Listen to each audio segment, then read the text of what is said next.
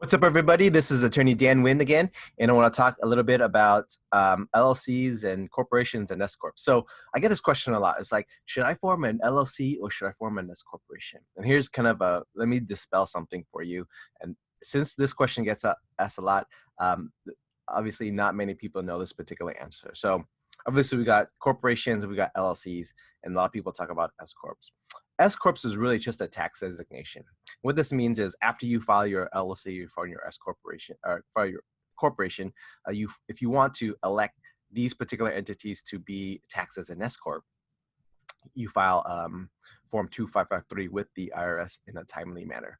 Now, so what does this mean? This means that, hey, if you form an LLC, and one of the advantages of LLCs over corporations that they are a little bit easier to maintain. Obviously not as cumbersome to do so as with the corporation. But you can use an LLC and have that taxed as an S corp. Normally, the default rule for LLCs is a pass-through entity, and so if you're a single owner, single member LLC, you file your taxes on your Schedule C on the federal level.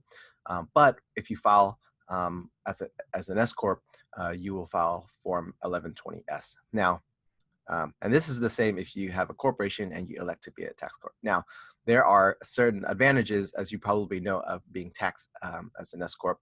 You have a little bit overall lower tax rate. It is designated as a pass-through tax regime, so to speak. But I do encourage you to speak with your tax professional, because S corp election is not for everyone. It's not appropriate for everyone, not appropriate for every single situation.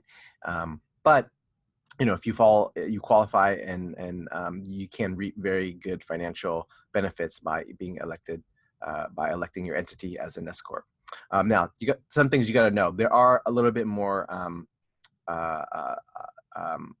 things you need to do, and there's a little cost a bit more to maintain an S corp. So hopefully the benefits of having an S corporation outweigh the additional maintenance and cost of having an S corporation, whether it's an LLC tax as an S corp or a corporation tax as an S corp. One is you do have to put yourself on payroll. So if you're kind of used to the normal LLC sole proprietor, where you kind of people just take draws as you get in and just pay out expenses as they come in, you're gonna have to change your particular habits and put yourself on payroll.